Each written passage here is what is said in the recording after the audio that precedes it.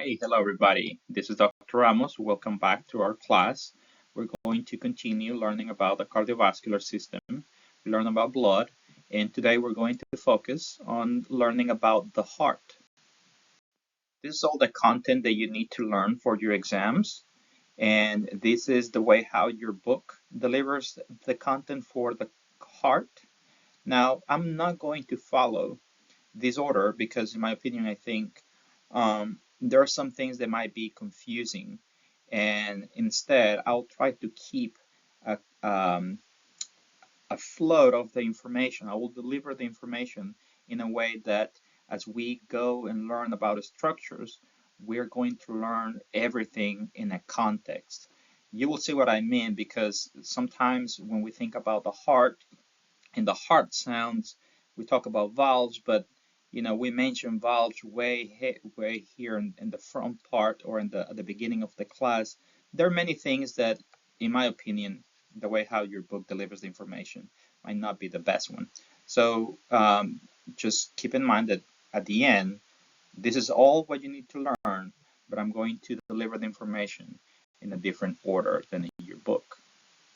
Okay, this first part is very simple, and I'm pretty sure that many of you already know this.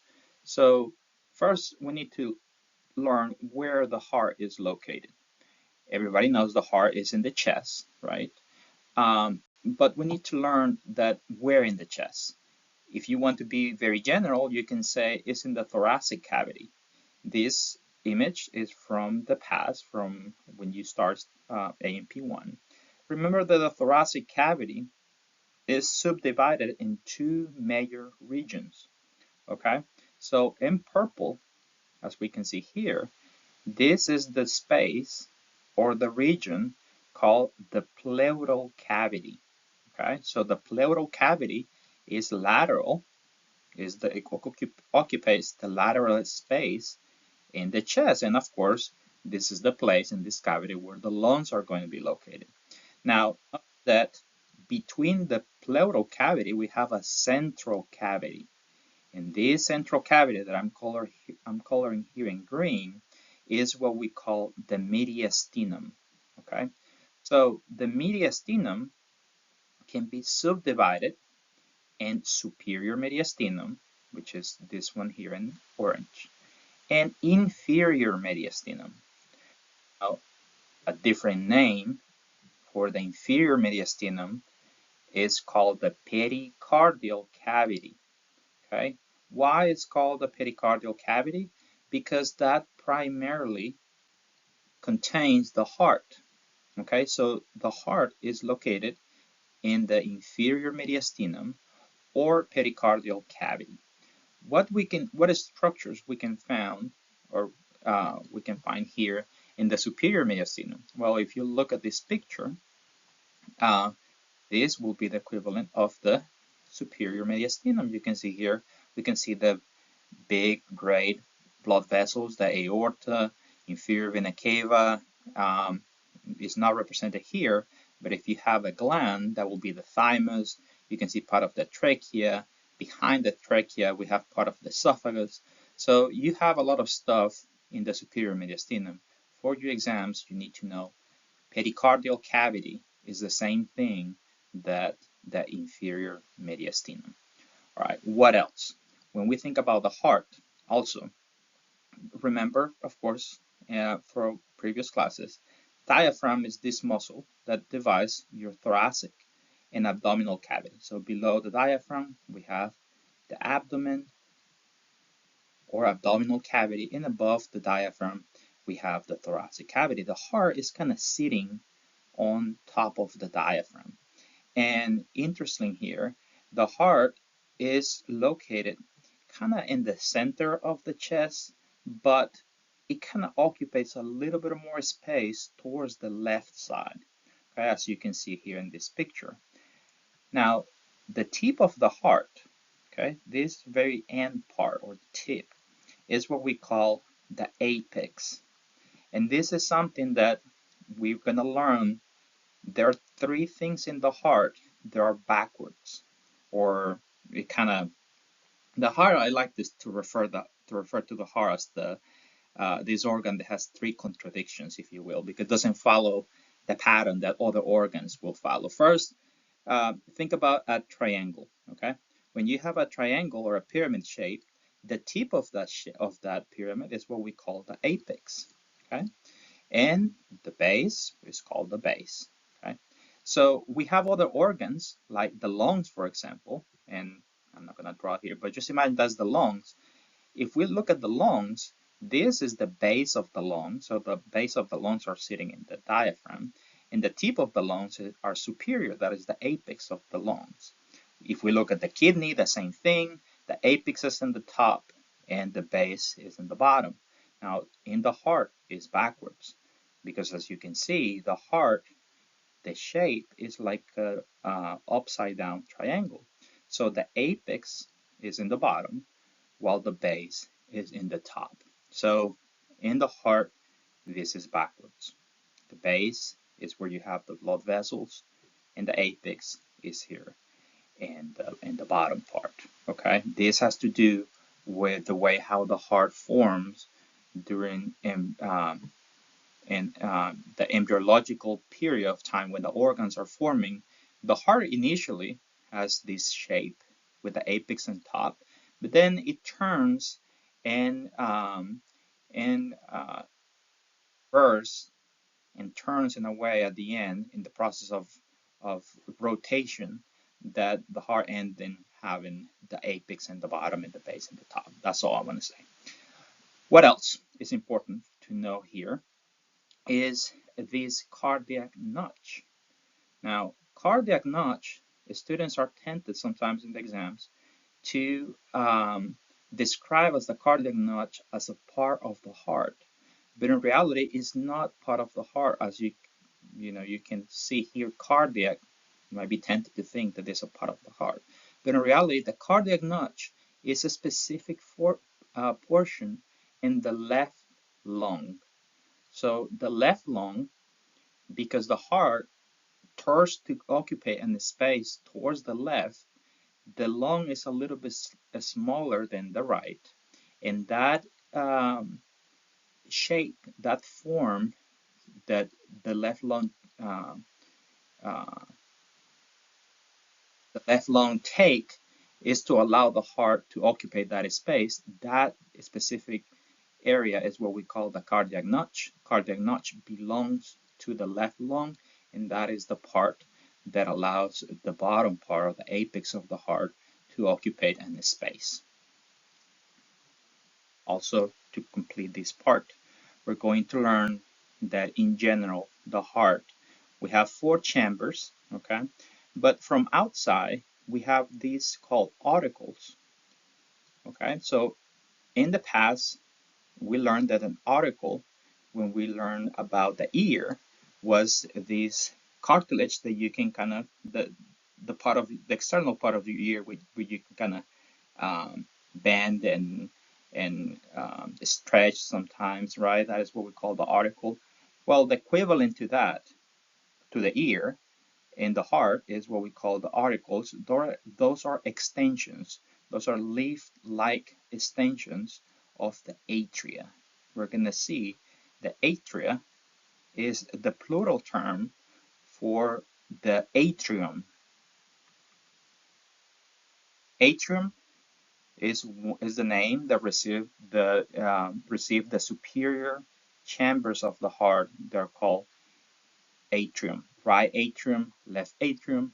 If it's plural, you say atria. So think about the auricle as a little part of the atria. I'm going to show you next in one model how you can see that auricle, because here it doesn't show it that great. You can see here this color in this picture that represents the whole right atrium, and if you follow this, you can see here it says the auricle, but really, can you see it? What is it, right? It's hard to visualize. I'm going to show you that next. I'm going to show you that in the next slide. All right, this is the typical model of the heart. Most of the time, you will see that um, most of the models, they don't have other parts, right? Or they might have some parts of the respiratory system, some parts of the digestive. So keep in mind that all these blood vessels has been cut, right? And I want you to look these light green areas. I mean, not green, light brown, kind of cream color areas. Those are the ones that we call the atria or the atrium. So in this case, this is the right. This is, by the way, an interior view. So you're looking at the heart from the front. Therefore, this is the right side. And here, this is the left side. Okay. So therefore, this is the left atrium. And what the articles are these extension, these little parts of the atria that when you have in your lab, when you have the dissection part of the heart, hopefully you will see how is this extension, what does that mean? Okay, so in other words, if you have a chamber, which is a hole, when you cut the atrium, what you have is a hole. So the articles, they will look like this. Okay, so the whole chamber, right, it will be filled with blood. Let's call this the right atrium. And then you have these kind of extensions, okay, that it helps to contain a little bit more blood. That thing is what we call the auricle. And they have this kind of open down thing that has this kind of wrinkling shape. So those are the ones that we call the auricle, or the ears. Those are kind of the ears of the atrium. And that's why the name comes from. Auricle means ears. Okay. What else? What else we can see here in this view? Just as a quick recap. Um, well, we have the right atrium and we have the left atrium. Also, we have ventricles. In total, we have 2 ventricles, and we have a right ventricle, which occupies pretty much all this space. And then we have a left ventricle, which occupies another space here. So at the end, we have 4 chambers. Um, 2 superior called atrium or atria, and 2 inferior called ventricles. What else? We have the superior vena cava and the aorta, which I'm pretty sure you're familiar with those two. Now I'm going to introduce this new blood vessel called the pulmonary trunk. Right now I'm just going to put a PT for that, but those are the major blood vessels, or the largest ones you can see here. And you will see in just in a minute that another contradiction of the heart. I told you that the heart has 3 contradictions, right? First, that the apex is in the bottom and the rest of the organs is in the top. The other contradiction here is that in general, when we look at models, you will see blue and red. And, by instant, we think about blue as a vein and we think about red as an artery. And that is true for the vast majority of the blood vessels, except in the heart. We will see that in the heart, this blood vessel here, that even though it's blue, you might be tempted to say that that is a vein, is actually an artery. And the same thing here. There's a red blood vessels here. You might be tempted to say that those are arteries, but in reality, those are veins. So that's the other thing here. The students, if you're going to get a question wrong in your exam, is going to be with that. So with the heart, keep that in mind, that you have to be careful to decide if it's an artery or vein. And remember the definition that I told you before is all about the blood flow, not about the concentration of oxygen. It's not about that. It's not about the color. And even though here, most of the blood vessels has this color blue to tell you that the oxygen level is low, and it has this red to tell you that the oxygen level is high, you don't you don't follow that, because again, you might be tempted to say that that is a vein when it's incorrect. This is an artery. So I'm going to tell you that in just in a minute when we learn about the blood flow. This is a posterior view of the heart. And what I want to say here is that whenever you have a picture of the heart, you need to ask yourself if this is an anterior or posterior view. Why? Because there are some arteries that you will need to know, and for example, this one. And when you see these, or these three specifically, they of course they've been cut. We're gonna learn them later in another class. But the point here is that if you don't know, or if you just focus on these ones, and you have a posterior view of the heart, you might think that this artery is one when in reality is another one, or is different. Anyways, you will see, I'm going to explain that when we learn about the cardiovascular system, the blood vessels later. Just keep in mind now that this is a posterior view. Therefore, the left side of the heart is here, and the right side of the heart is here. And notice that all this area here is what we call the left atrium. This one here will be the right atrium. And the vast majority here is the left ventricle. The only reason why I'm mentioning and showing you this is for you to realize that the left side of the heart, meaning left atrium and left ventricle, is more posterior, while the right side of the heart is more anterior. So what that means is that if somebody has an accident or a trauma in the chest, a perforating, let's say that, or a fight, and a person stabs somebody in the chest, right? Most likely, the area that will be affected if the knife penetrates the thoracic cavity is going to be the right side of the heart, because as you can see, the right side of the heart, right atrium, right ventricle, are facing forward, are facing to the front part, while the left side is more posterior, if you will. So that is important to know. This is a posterior view of the heart. And as we are going to learn here, these four blood vessels that look red, they're called the pulmonary veins, even though they look red.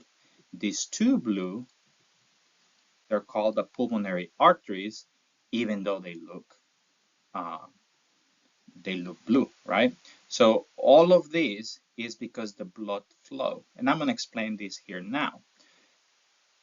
That's why it's so important for you to know how is the blood flowing through the heart, to recognize arteries and veins, not based on color, but based on the blood flow. So the rule is this: arteries move blood away from the heart. Veins move blood into the heart. So the right side of the heart, I'll put here right, the main function of the right side of the heart is to pump blood to the lungs.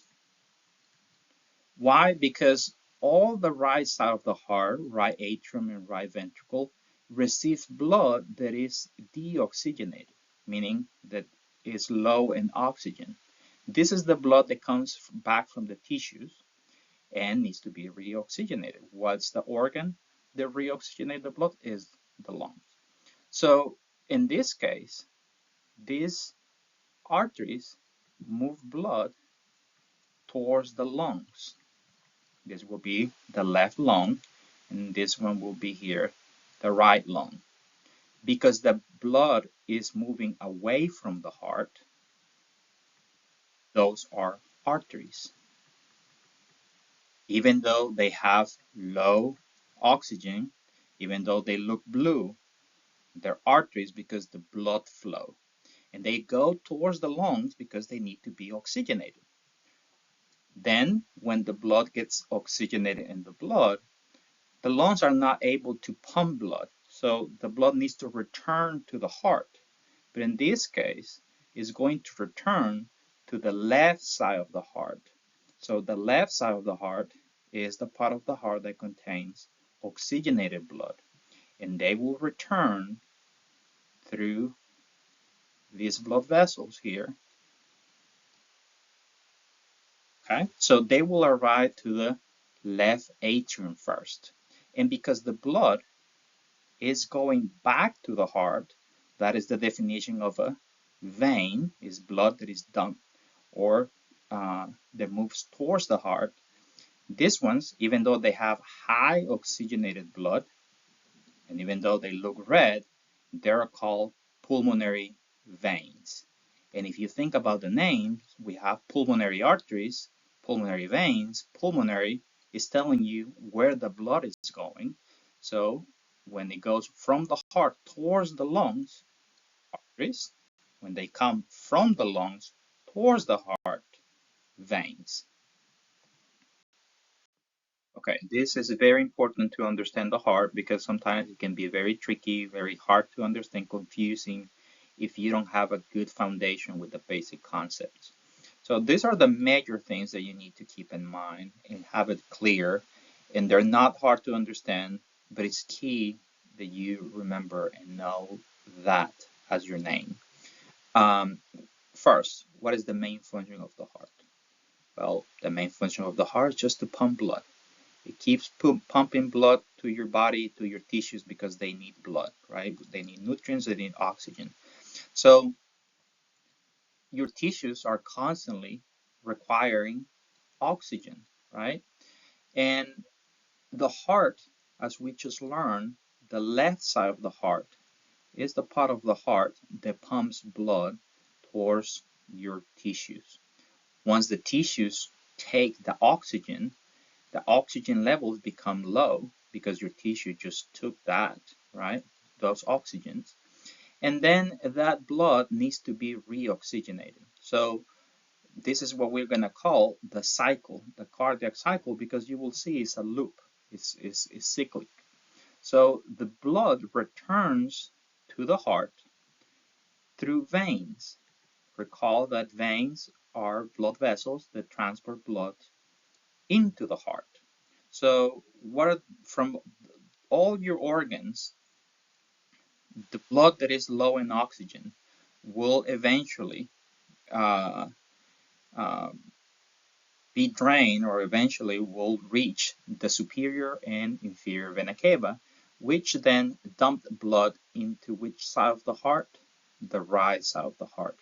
Recall that the main function of the right side of the heart is to pump blood lungs, right? Because that's the place where we're going to reoxygenate that blood. Then from the lungs, it needs to go back to the heart.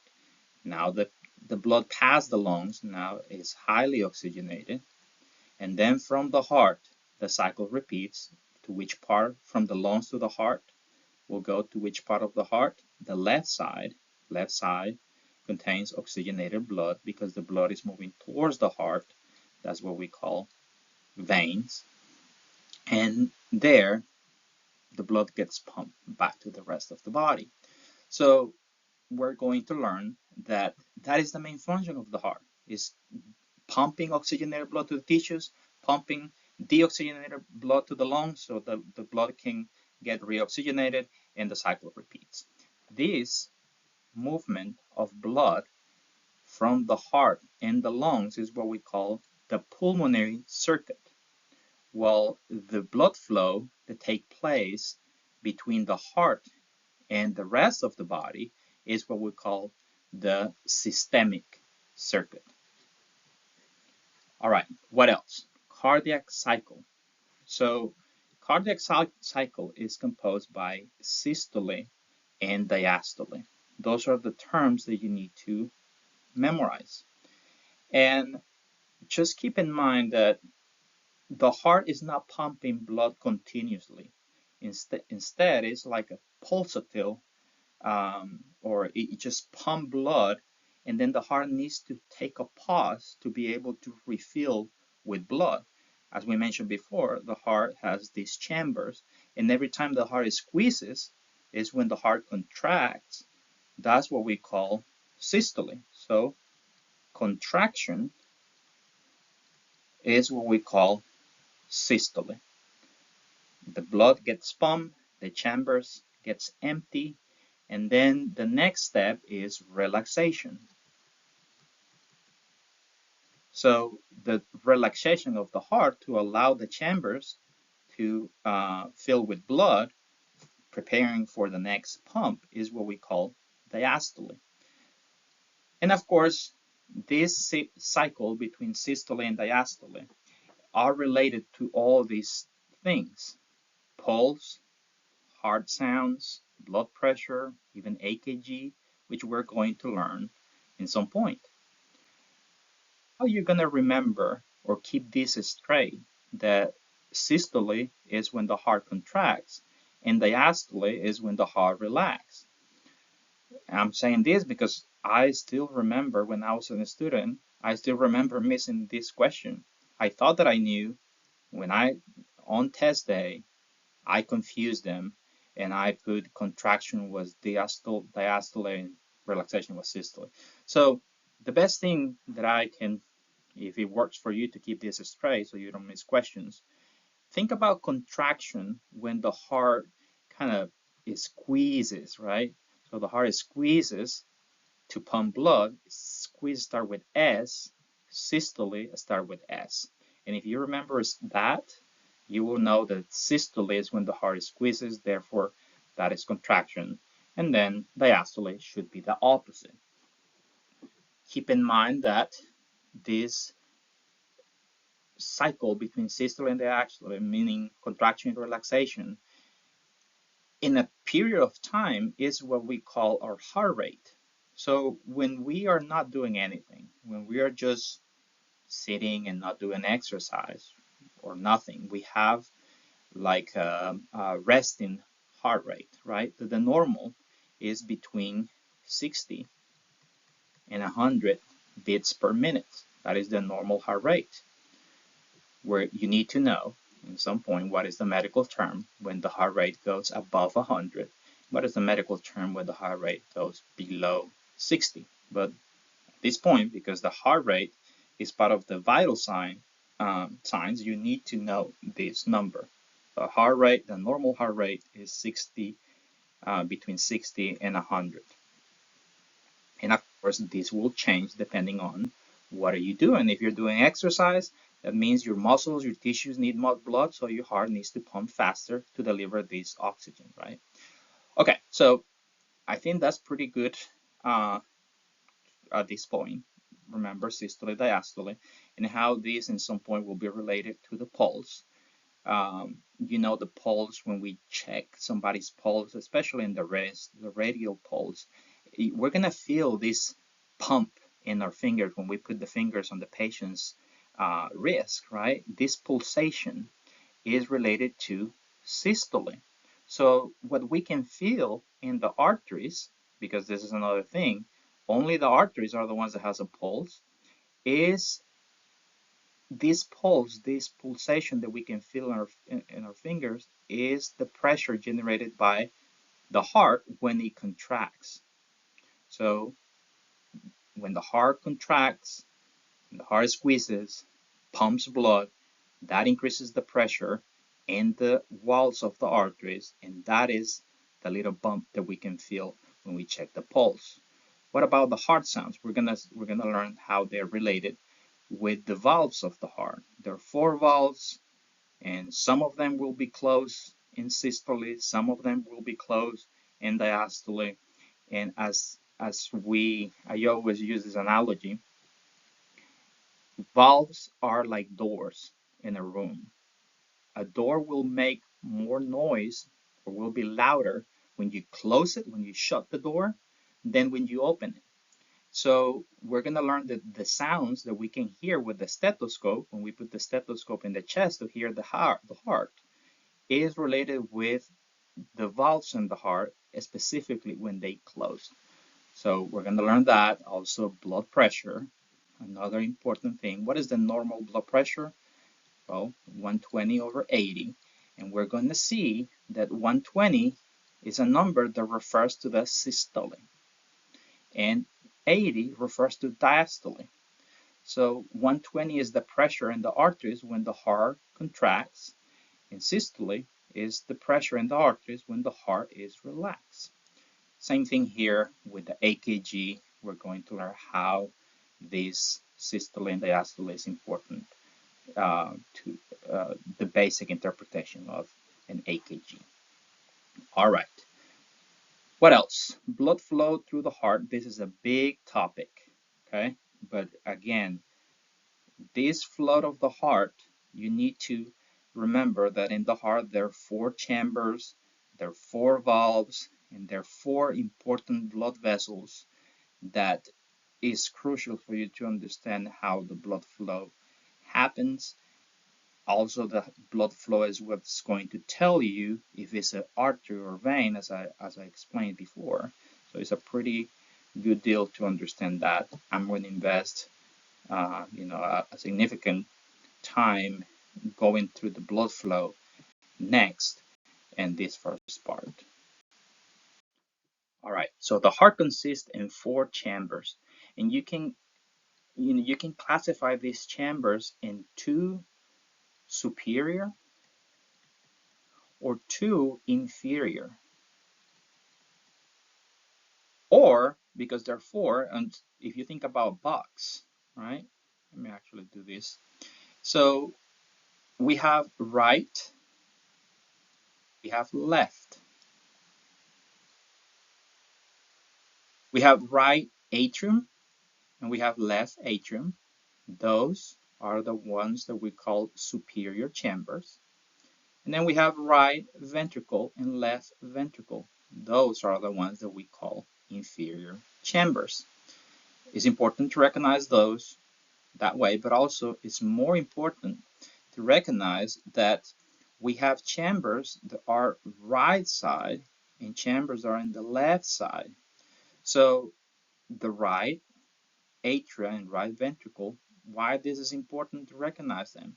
Because we know that those 2 chambers are the ones that are going to pump blood to the lungs. Therefore, and why they need to pump blood to the lungs? Because the oxygen is low.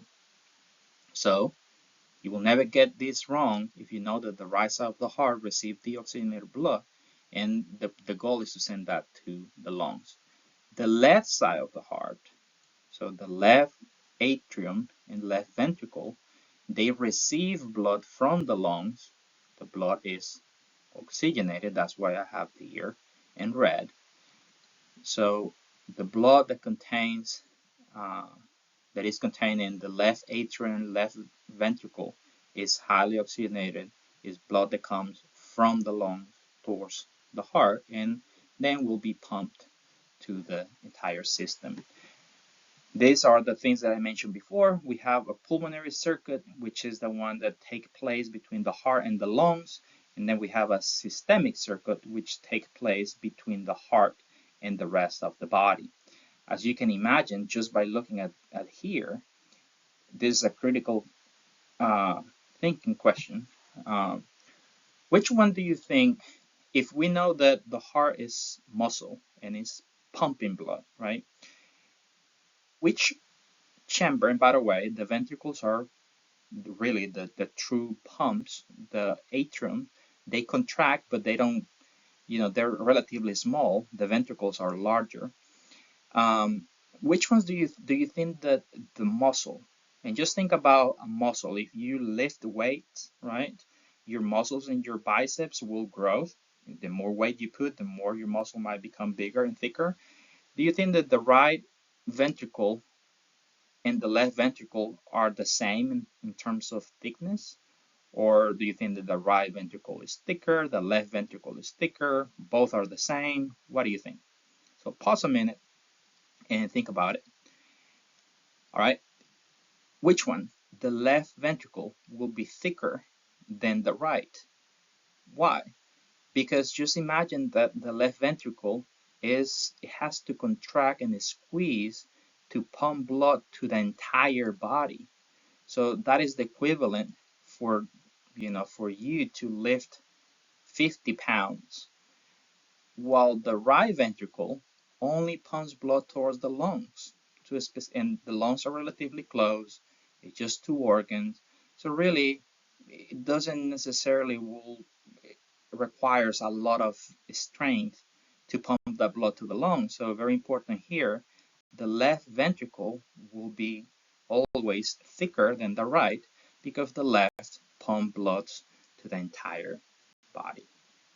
All right, we mentioned those four chambers. As you see, we're going step by step, learning from the more basic and learning some of the details. I have here this representation of the heart. From now and on, I'm going to show you, we're going to talk about the heart, uh, you know, dissect it. So meaning we're going to cut the heart to see how the heart looks from inside. And those are the chambers, right atrium, left atrium, which if you want to see all these spaces, the left atrium, this is the right atrium, this is the right ventricle, and this is the left ventricle. Those are the four chambers. Now, there are things that separate the chambers, and I want you to memorize them not by pure memorization, but by learning how to break these words, those names. See the first one.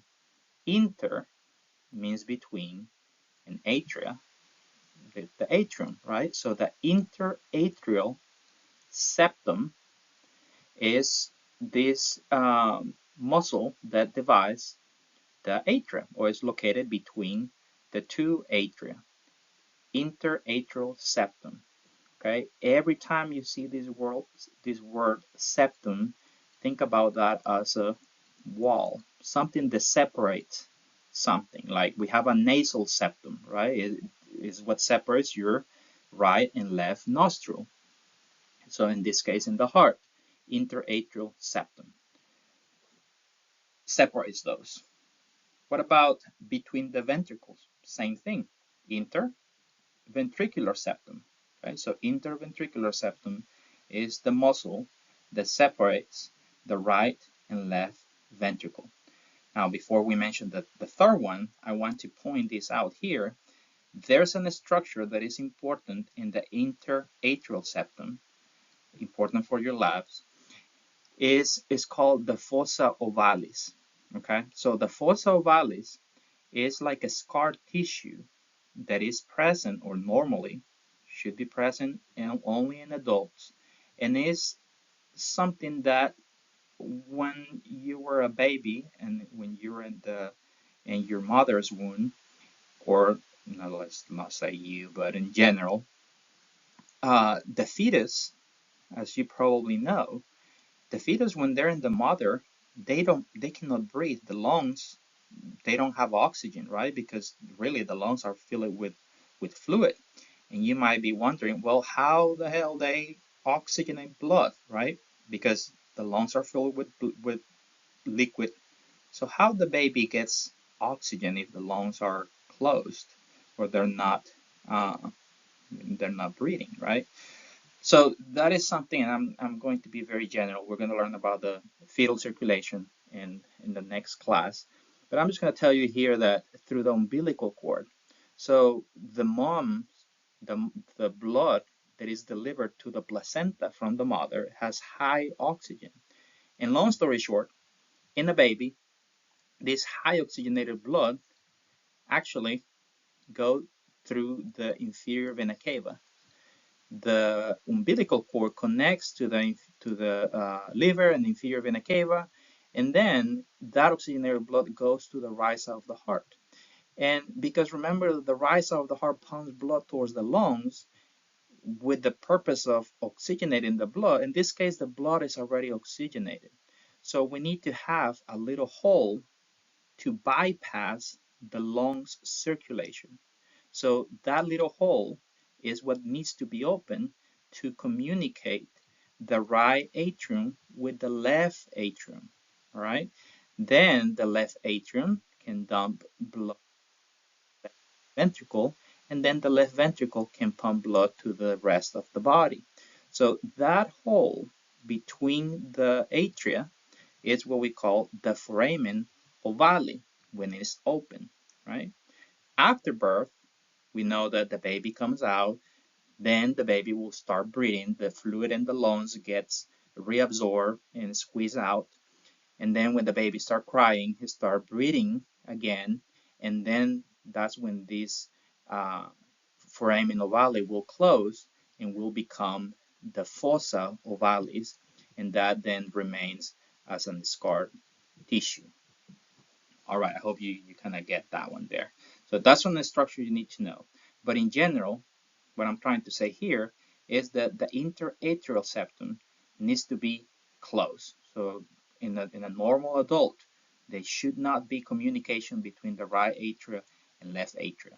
And of course, always there should not be communication between the right ventricle and the left ventricle. This interventricular septum separates them.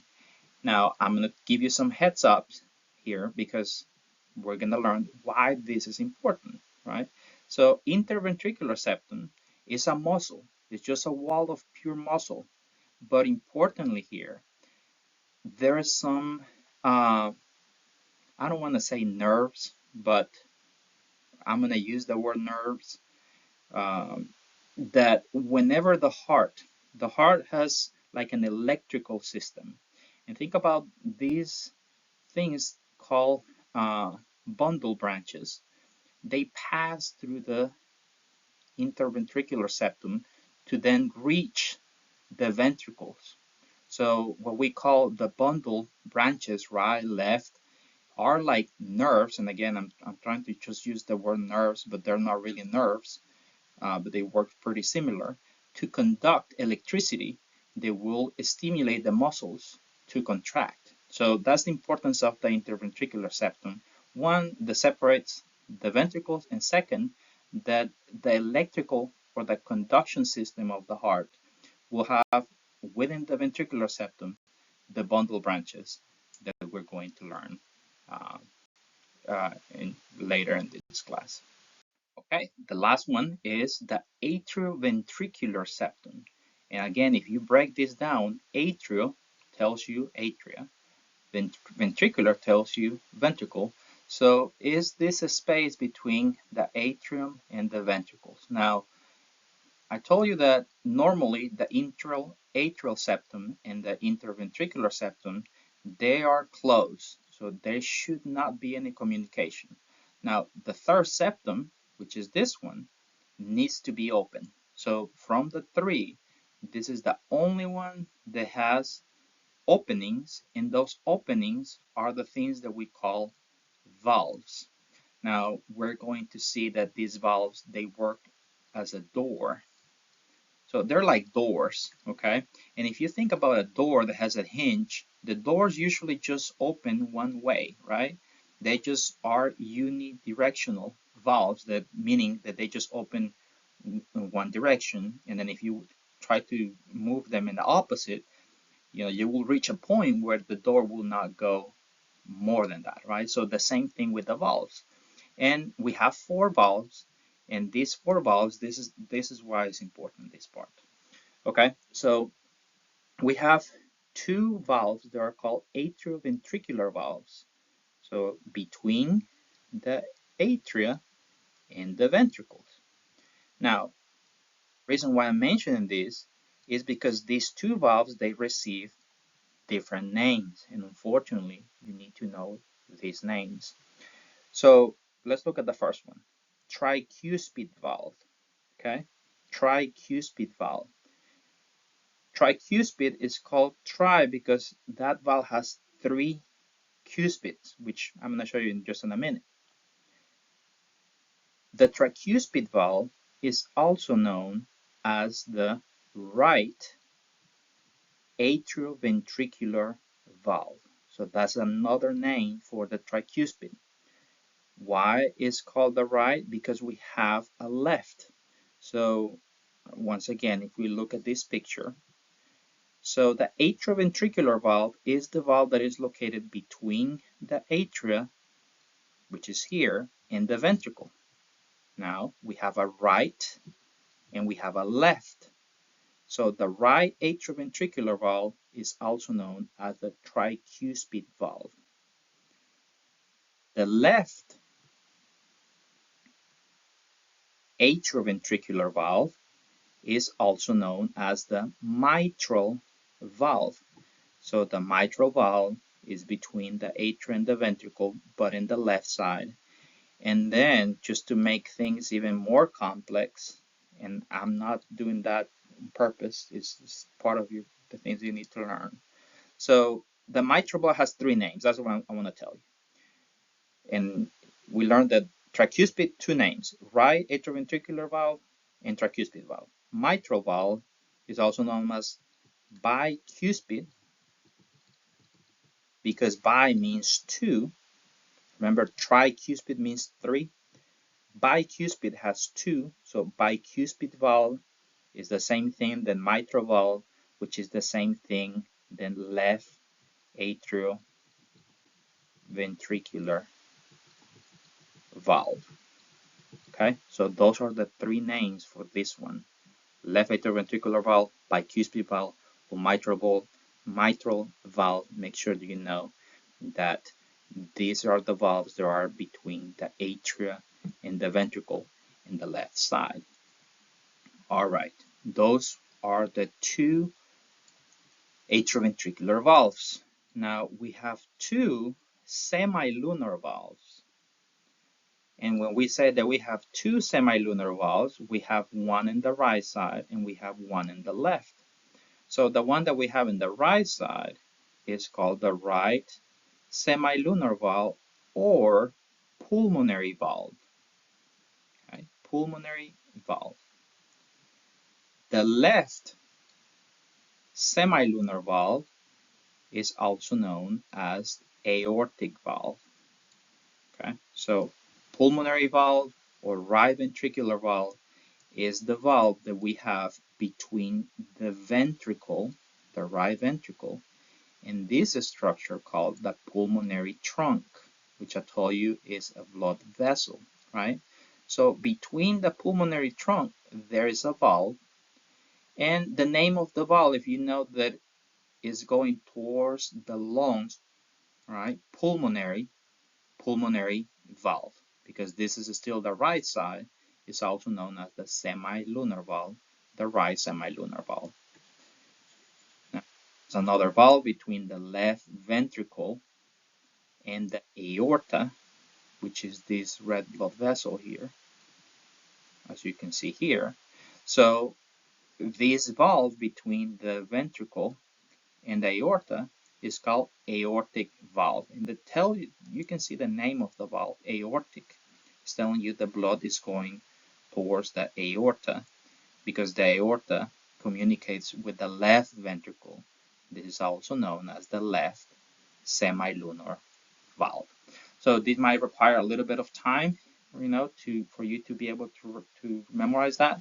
But once you get it and you reorganize them, just make sure that you know that all these four valves have different names, and you have to be careful about the mitral because it has three names. You can call it the three different ways: tricuspid, two different ways; pulmonic, two different ways; and aortic, two names. Okay, we briefly talk about those valves. I want you to look at this picture, not worth it to memorize. I'm just going to tell you that this view is a superior view, so you're looking at this from the top, and we cut the superior part of the heart. Okay, so what we have here is the right atrium, right? This is the left atrium. It's interior, this is posterior, so this is the front. Again, the only reason why I have this picture here is for you to recognize that this tricuspid valve is called tricuspid because that, and bicuspid valve, which is also known as a mitral or left atrioventricular valve, has two cuspid. So just keep that in mind. That's why I'm showing you that.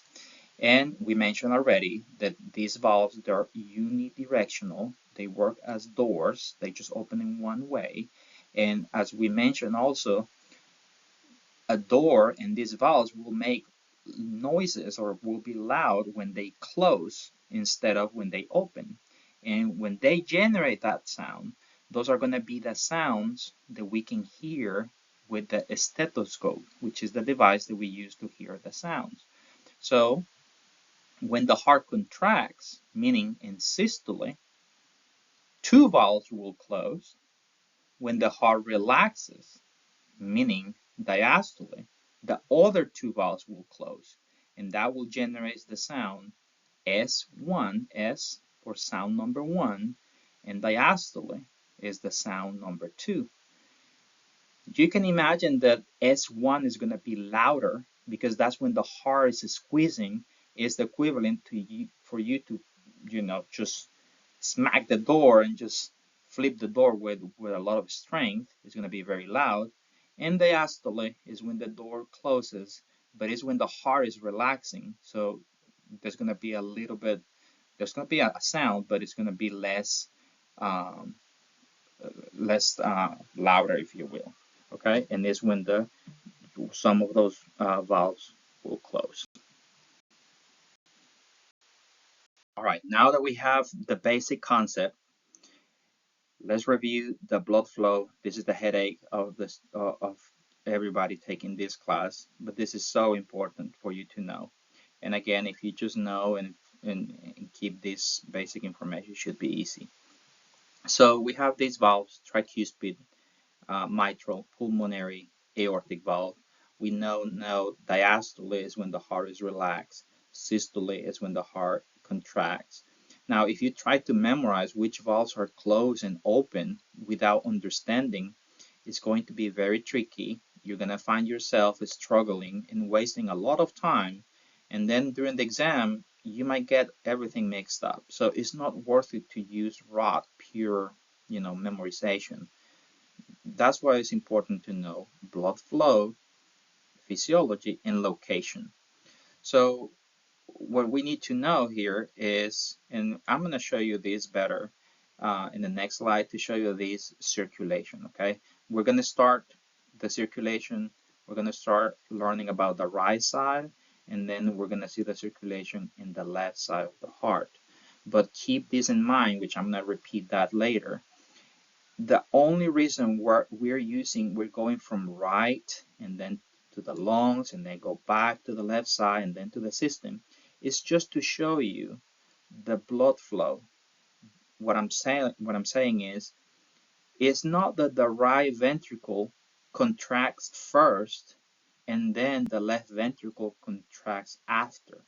In reality, both ventricles, they contract at the same time. But to learn the blood flow, we need to look first just the linear pattern, how the blood flows, and then we're going to see how these things work together when both ventricles contract at the same time.